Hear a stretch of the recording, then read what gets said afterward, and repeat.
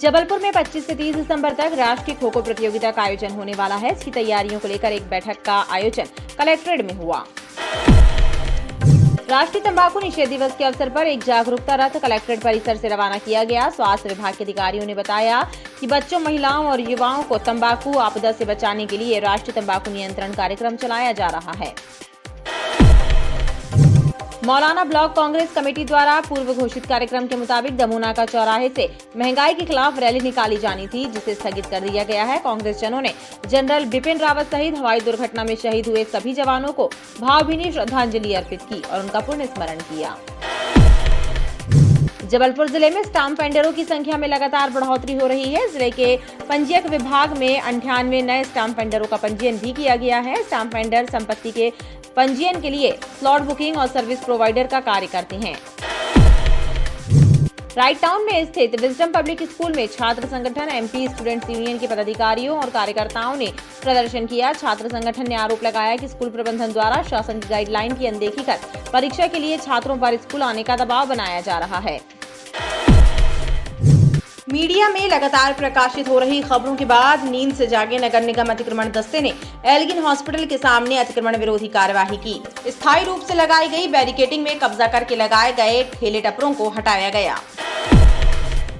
निवाड़गंज स्थित मां अन्नपूर्णा मंदिर से विवाह पंचमी के अवसर पर भगवान श्री राम की बारात निकाली गई। श्री राम की बारात में बड़ी संख्या में श्रद्धालु शामिल हुए और भगवान श्री राम का विवाह उत्सव धूमधाम से मनाया।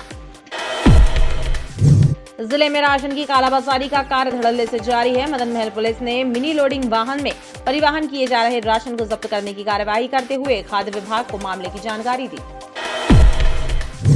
साहित्यिक, सांस्कृतिक और सामाजिक संस्था अंतस के तत्वाधान में रानी दुर्गावती कला वीथिका में फिल्मी गीतों के कार्यक्रम का आयोजन हुआ। इस कार्यक्रम के माध्यम से स्वर साधकों ने पुराने गीतों की शानदार प्रस्तुति दी, जिसे सुनकर श्रोता मंत्रमुग्ध हो गए। कचपुरा मालगोदाम के पास रेल के पासों पर घायल हालत में मिले एक युवक की मौत हो गई। युवक के शरीर पर चोट के निशान भी पाए गए हैं, जिसके बाद मृतक के परिजनों ने उसकी हत्या किए जाने के आरोप लगाए हैं।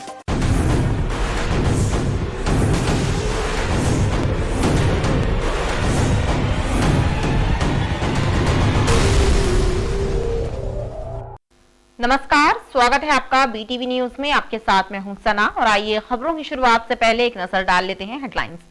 राष्ट्रीय खो खो प्रतियोगिता का आयोजन जबलपुर में 25 से 30 दिसंबर तक होगा। आयोजन की तैयारियों को लेकर कलेक्ट्रेट में हुई बैठक। देश भर की 64 टीमें लेंगी हिस्सा।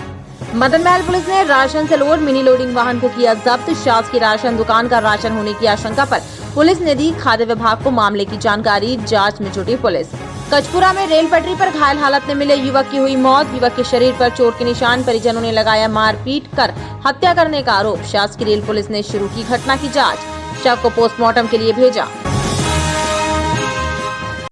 जबलपुर में 25 से 30 दिसंबर तक राष्ट्रीय खो खो प्रतियोगिता का आयोजन होने वाला है। इसकी तैयारियों को लेकर एक बैठक का आयोजन कलेक्ट्रेट में हुआ, जिसमें खो खो एसोसिएशन एवं जिला प्रशासन के अधिकारी शामिल रहे। कलेक्ट्रेट में खो खो एसोसिएशन, जिला प्रशासन एवं जनप्रतिनिधियों की बैठक आयोजित हुई, जिसमें 25 से 30 दिसंबर 2021 को होने वाली राष्ट्रीय खो खो प्रतियोगिता की तैयारियों पर चर्चा की गई। आयोजक मंडल के मुताबिक इस राष्ट्रीय खेल प्रतियोगिता में देश से 64 टीमें आएंगी। करीब 1000 खिलाड़ियों का शामिल होना तय है। इसमें प्रदेश सरकार भी सहभागिता निभाएगी। जबलपुर के लिए गर्व और गौरव की बातचीत है कि देश भर से खो खो के खिलाड़ी जबलपुर आ रहे हैं। देश की 64 टीमें अलग अलग राज्यों की यहाँ आके अपने खेल का प्रदर्शन करेंगी। राष्ट्रीय स्तर की प्रतियोगिता होगी, राष्ट्रीय स्तर के इनाम बांटे जाएंगे। एक व्यवस्थाओं की बड़ी जवाबदारी मध्य प्रदेश खो खो संघ की तरफ आई हुई है। वो मध्य प्रदेश खो खो संघ के संजय यादव जी और भाई योगेंद्र दुबे जी, इन सब के साथ में आया था। उस तैयारियों की चर्चाओं में सरकार की सहभागिता के लिए कलेक्टर साहब के माध्यम से बहुत सी चर्चाएं हुई है और खेल को अच्छे से अच्छे ढंग से किया जाए और आयोजन इस तरीके से हो कि जबलपुर का नाम हो, लोग यहाँ जबलपुर को याद करते हुए जाएं। उस संदर्भ में चर्चा। राष्ट्रीय स्तर की खो खो प्रतियोगिता के आयोजन को लेकर खेल प्रेमियों में उत्साह की लहर है।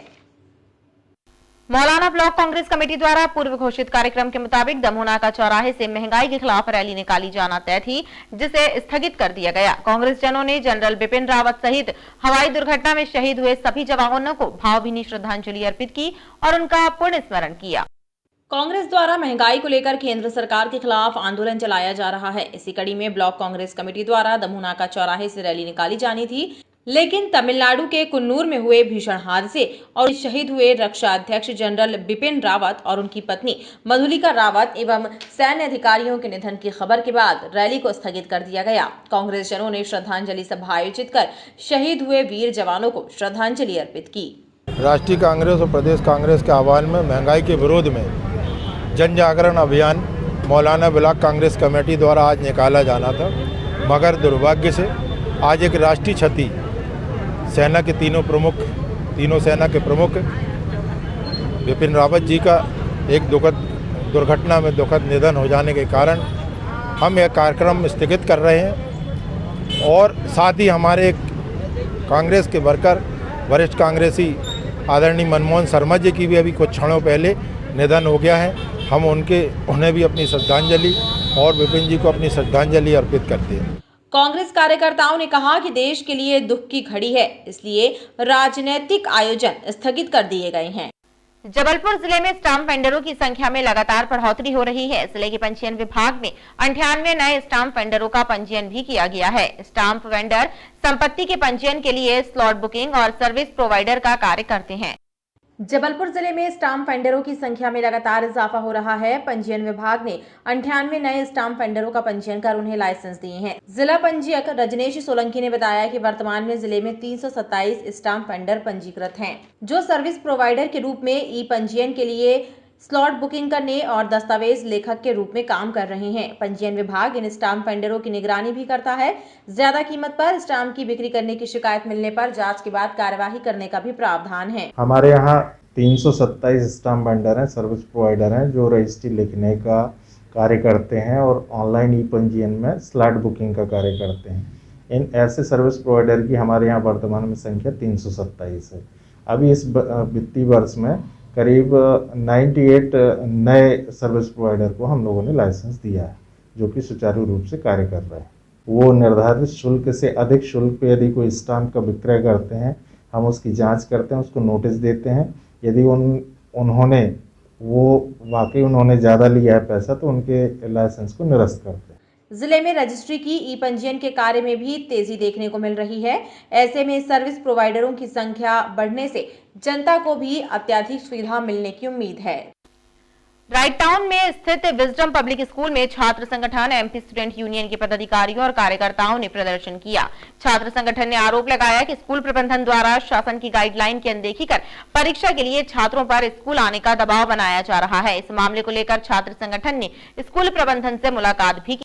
राइट टाउन क्षेत्र में स्थित विजडम पब्लिक स्कूल पर शासन की गाइडलाइन की अनदेखी करने और छात्रों पर स्कूल आने का दबाव बनाने का आरोप लगाते हुए एमपी स्टूडेंट्स यूनियन के पदाधिकारियों और कार्यकर्ताओं ने स्कूल में हंगामा किया। छात्र नेताओं ने स्कूल प्रबंधन पर आरोप लगाया कि स्कूलों में 50% उपस्थिति के निर्देशों के बाद भी प्रबंधन छात्रों को ऑफलाइन एग्जाम देने के लिए स्कूल आने पर मजबूर कर रहा है, जिसे लेकर उनके द्वारा विरोध किया जा रहा है। हालांकि स्कूल प्राचार्य का कहना है कि प्रबंधन शासन की गाइडलाइन का पूरा पालन कर रहा है।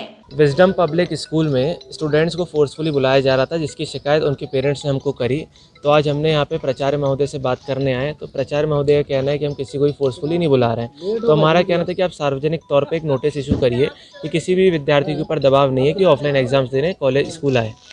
तो उसी को लेते हुए आज प्राचार्य ने हमें नोटिस इशू करा है और बोला है कोई भी विद्यार्थी के ऊपर आगे से दबाव नहीं रहेगा। ये जो नोटिस है ये हम लोग टीचर्स को भेजते हैं, टीचर्स अपने क्लास के बच्चों को देते हैं। आप लोग इसका क्लिक ले सकते हैं, है ना। Online classes, online exams. Precaution ये है कि सब मास्क पहन कर आ रहे हैं, फर्स्ट थिंग।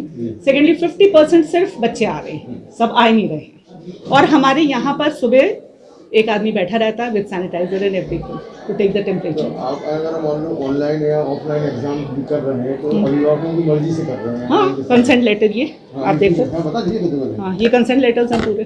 अपना नाम बता दें। मंदिरा सान्या। स्कूल में हंगामे और प्रदर्शन की जानकारी लगने के बाद मदन महल पुलिस भी मौके पर पहुंची और छात्र संगठन ने पुलिस की उपस्थिति में प्रबंधन से मुलाकात कर उन्हें एक मांग पत्र भी सौंपा। मीडिया से लगातार प्रकाशित हो रही खबरों के बाद नींद से जागे नगर निगम अतिक्रमण दस्ते ने एल्गिन हॉस्पिटल के सामने अतिक्रमण विरोधी कार्यवाही की। स्थायी रूप से लगाई गई बैरिकेडिंग में कब्जा करके लगाए गए ठेले टपरों को हटाया गया। इस कार्यवाही के चलते क्षेत्र में हड़कंप मचा रहा। एल्किन हॉस्पिटल के सामने नगर निगम द्वारा अतिक्रमणों को रोकने के लिए स्थायी रूप से बैरिकेडिंग कर दी गई है, लेकिन कई दुकानदारों ने बैरिकेडिंग में भी कब्जा करके अपने ठेले टपरे लगा लिए थे, जिसकी वजह से यातायात बाधित हो रहा है। जब इस तरह की खबरें मीडिया में लगातार प्रकाशित हुई तो अतिक्रमण विभाग की नींद टूटी और सड़क के किनारे काबिज दुकानों को हटाने की कार्यवाही की गई। साथ ही अतिक्रमणकर्ताओं को चेतावनी दी गई कि यदि दोबारा फुटपाथ पर डेरा जमाया तो FIR कराई जाएगी।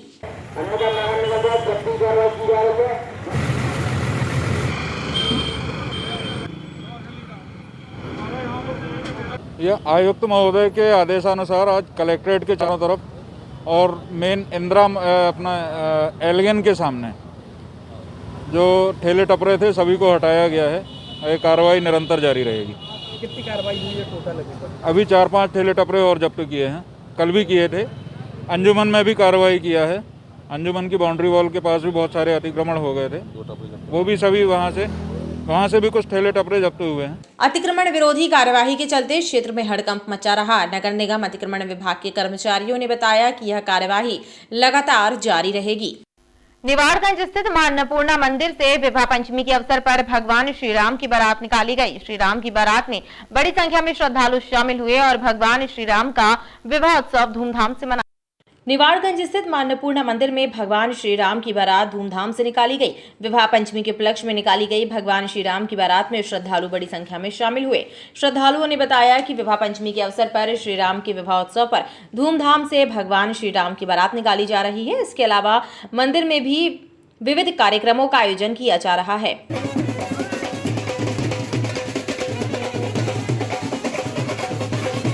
आज अन्नपूर्णा मंदिर से भगवान राम की बारात निकाल ली गई। अन्नपूर्णा मंदिर से सराफा से केसरी वालों के यहाँ से खोवा मंडी से होते हुए अब दिनेश यादव के यहाँ से सीधे अन्नपूर्णा मंदिर जाएगी। आज विवाह पंचमी है, राम विवाह पंचमी। सभी सखियाँ मिलके आज विवाह पंचमी भगवान राम की शादी कर रही हैं। उसके बाद कल माता को सुहाग चढ़ेगा सुबह 8 बजे से शाम के 6 बजे तक। उसके बाद महाआरती होगी माता रानी की। जय मां अन्नपूर्णा। श्री राम की बारात अलग अलग क्षेत्रों का भ्रमण करते हुए अन्नपूर्णा मंदिर पहुंची, जहां राम बारात का भव्य स्वागत हुआ।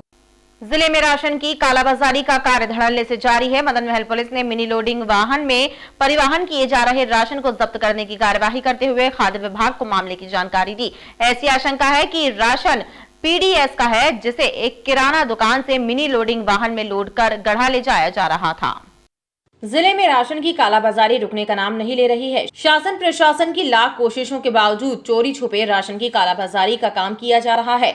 मदन पुलिस ने मिनी लोडिंग वाहन में परिवहन किए जा रहे राशन को जब्त करते हुए खाद्य विभाग को मामले की जानकारी दी। पुलिस को ऐसी शंका है कि मिनी लोडिंग वाहन में लोड राशन शासकीय राशन दुकान का है, जिसे एक किराना दुकान से लोड कर गढ़ा ले जाया जा रहा था। इस मामले में पुलिस ने और चालक से पूछताछ शुरू कर दी है।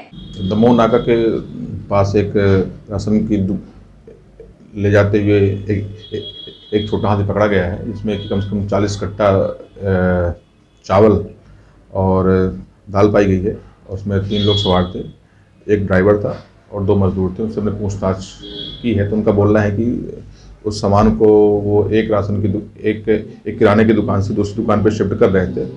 अब सच्चाई क्या है इसकी हम तस्दीक कर रहे हैं कि उस किराने की दुकान पे वो माल कहाँ से आया। क्योंकि प्रथम दृष्टया वो सामान देखने में ऐसा प्रतीत होता है कि वो राशन का माल लगता है, तो हम इसकी पुष्टि कर रहे हैं और हमारी टीम मौके पे गई हुई है। जो भी आगे बात आएगी आपको बताएंगे। किराने दुकान से लोड किए प्रकाश किराना लेके जा रहे थे, तो सर ने मेरे को यहाँ दमुना के चौक पर रोक लिया था। मैंने पूछा सर किस लिए रोके, तो कहते चलो, कहने लगे राशन का माल है। मैंने कहा सर मेरे को ये सब तो नहीं मालूम, मैंने तो दुकान से लोड किया है। पुलिस का कहना है कि खाद्य विभाग से राशन की जांच कराई जा रही है। खाद्य विभाग की रिपोर्ट आने के बाद मामले में अग्रिम कार्यवाही की जाए। साहित्यिक, सांस्कृतिक और सामाजिक संस्था अंतस के तत्वाधान में रानी दुर्गावती कलावीथिका में फिल्मी गीतों के कार्यक्रम का आयोजन हुआ। इस कार्यक्रम के माध्यम से स्वर साधकों ने पुराने गीतों की प्रस्तुति दी, जिसे सुनकर श्रोता झूम उठे। साहित्यिक, सांस्कृतिक और सामाजिक संस्था अंतस के द्वारा रानी दुर्गावती कलावीथिका में पुराने गीतों से सजी शाम का शानदार आयोजन हुआ। स्वर साधकों ने कार्यक्रम के माध्यम से पुराने गीतों की एक से बढ़कर एक प्रस्तुति दी, जिसे सुनकर श्रोता झूम उठे।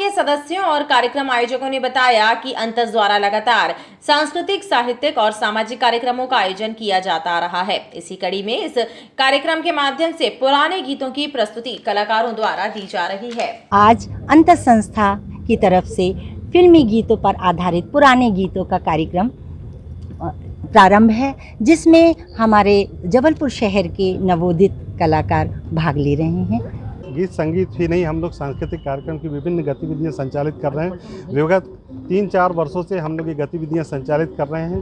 2019 में हमने इसकी शुरुआत की थी। हम लोग निरंतर इन गतिविधियों को संचालित कर रहे हैं। आप सभी हमारे साथ इसी तरह से सहयोग सामंजस्य बनाए रखें। बहुत बहुत धन्यवाद। इस कार्यक्रम में बड़ी संख्या में श्रोता शामिल हुए और कलाकारों का उत्साह बढ़ाया। कचपुरा माल गोदाम के पास रेल की पादों पर घायल हालत में मिले एक युवक की मौत हो गई। युवक के शरीर पर चोट के निशान भी पाए गए हैं, जिसके बाद मृतक के परिजनों ने उसकी हत्या किए जाने का आरोप लगाया है। शासकीय रेल पुलिस ने फिलहाल मामले में मर्ग कायम किया है और शव को पोस्टमार्टम के लिए भेज दिया है। कचपुरा की कुंज बिहारी कॉलोनी में रहने वाला 32 वर्षीय एक युवक विवेक श्रीवास बुधवार की देर रात कचपुरा माल गोदाम के समीप रेल की पातों पर घायल हालत में मिला। विवेक को इलाज के लिए तत्काल अस्पताल ले जाया गया, लेकिन उसकी मौत हो गई। विवेक के शरीर पर कई हिस्सों में रेल पुलिस को चोट के निशान मिले हैं, जिससे मामला संदिग्ध नजर आ रहा है। मृतक विवेक के पिता दिनेश प्रीत ने भी उसकी हत्या का आरोप लगाया है। रेल पुलिस ने विवेक के शव को पोस्टमार्टम के लिए भेजा है और घटना की जांच शुरू कर दी है। मेरे बेटे का विवेक है, तो प्रथम दृष्टया ये मर्डर लग रहा है और मर्डर करके वहाँ पे लाइन के किनारे जो ऑफ लाइन है, जो मालगोदाम के लिए जो ट्रैक जाते हैं, उस ट्रैक पे कोई गाड़ी नहीं थी, न कोई ऐसा था जहाँ पे इसको रखा गया था। अंधेरा था, इसके पूरे बॉडी में टूटी हुई है। एक्सीडेंटल केस में ऐसा नहीं होता, जैसे हड्डियाँ टूटी है, पैर टूटे, पीछे है, तो एक्सीडेंट में तो एक ही बार में होता है, जो भी ट्रेन से होगा, कट जाएगा, कुछ होगा। तो प्रथम दृष्टया तो ये है कि मर्डर का केस लग रहा है। भले ही उसको छुपाने के लिए जो है तो वो अंजाम एक्सीडेंट कर दिया गया। वो सुबह भी हम लोगों ने तफ्तीश की तो वहाँ पे उसकी चप्पलें, जूते कुछ नहीं मिला। उसके बाद हम लोग जब गए तो चले आए, उसके बाद मेरा भतीजा गया तो उसकी चप्पल बिल्कुल फ्रेश है। तो कैसे संभव है कि मतलब वहाँ पे भी चप्पल पहना हुआ आदमी इतना एक्सीडेंट हुआ, उसकी चप्पल फ्रेश रहेगी? तो कई चीज़ें कई एंगल से देखा गया। इसका मोबाइल था, मोबाइल लॉक था, वो गाड़ी की चाबी यहाँ थी, इसके बेल्ट में लगी थी। फिर इसकी बाइक मिली गुलोबा चौक में, SBI के सामने, गंगा सागर रोड पे SBI के अपोजिट साइड मिली। वहाँ SBI में कैमरे भी हैं। अब उससे तफ्तीश पुलिस करें तो शायद क्लू मिल जाएगा। मैं प्रथम दृष्टया के पूर्णतः ये मर्डरर है, न कि वो है। एक्सीडेंट का नाम दिया गया, मगर वो एक्सीडेंट नहीं है। बॉडी को देख लें तो पूर्णतः मर्डर ही है। पास 985 पे कोई व्यक्ति रन ओवर हो गया है की सूचना पर हम लोग स्टाफ पहुँचे। वहाँ तो पता चला कि क्या बोलते हैं, परिजन भी वहाँ आ गए थे। ये घायल अवस्था में था, तो इसको क्या बोलते परिजनों ने मेडिकल अस्पताल लेके आए और इलाज के दौरान इसकी मृत्यु हो गई। अभी मैं यहाँ पर शव पंचनामा कार्रवाई करने आया हूँ। तो अभी ज्ञात हुआ है कि क्या बोलते हैं, इसके शरीर में कई जगह खरोंच के, कालक के, चोट के निशान हैं। जो चोट कैसे लगी, क्या लगी, अब ये जांच का विषय है। अभी कुछ स्पष्ट कहना मुश्किल। विवेक की मौत से उसके परिजन सदमे में हैं। परिजनों ने ऐसी आशंका जाहिर की है कि उसके साथ मारपीट करने के बाद उसे रेल की पातों पर घायल हालत में फेंक दिया गया। पुलिस ने परिजनों के बयान दर्ज किए हैं और घटना शुरू कर दी है। राष्ट्रीय तंबाकू निषेध दिवस के अवसर पर एक जागरूकता रथ कलेक्ट्रेट परिसर से रवाना किया गया। स्वास्थ्य विभाग के अधिकारियों ने बताया कि बच्चों, महिलाओं और युवाओं को तंबाकू आपदा से बचाने के लिए राष्ट्रीय तंबाकू नियंत्रण कार्यक्रम चलाया जा रहा है। राष्ट्रीय तंबाकू नियंत्रण कार्यक्रम के तहत एक जन जागरूकता रथ को कलेक्ट्रेट से रवाना किया गया। कलेक्टर कर्मवीर शर्मा ने इस रथ को हरी झंडी दिखाकर प्रचार हेतु रवाना किया। स्वास्थ्य विभाग के अधिकारियों ने बताया कि तंबाकू निषेध कानूनों की जानकारी आम जनमानस तक पहुंचाने के लिए ये कोशिश की जा रही है। राष्ट्रीय तंबाकू नियंत्रण प्रोग्राम के तहत आज कलेक्टर महोदय द्वारा इसका फिर से फ्लैग ऑफ किया गया, ताकि वो पूरे जबलपुर में 3 दिन के लिए जन जागरूकता को करते हुए सभी लोग को ये इन्फॉर्म करेंगे कि धारा 4, धारा 5, धारा 6 में सार्वजनिक जगहों पे धूम्रपान निषेध है एवं किसी भी जगह पे किसी तरह की भी एडवर्टाइजमेंट नहीं की जा सकती। धूम्रपान से रिलेटेड। ये धाराएं बन चुकी हैं एवं सरकार बहुत इस तरह से स्ट्रिक्ट हो चुकी है एवं किसी भी रूप में धूम्रपान सार्वजनिक जगहों में न हो। कार्यक्रम से जुड़े लोगों का कहना है कि जागरूकता के अभाव में बच्चे, महिलाएं और युवा तंबाकू के आदी हो जाते हैं और असमय गंभीर बीमारियों के शिकार हो रहे हैं। लिहाजा जन जागरूकता बेहद जरूरी है। और खबरों का सिलसिला लगातार जारी रहेगा। आप देखते रहिए BTV न्यूज।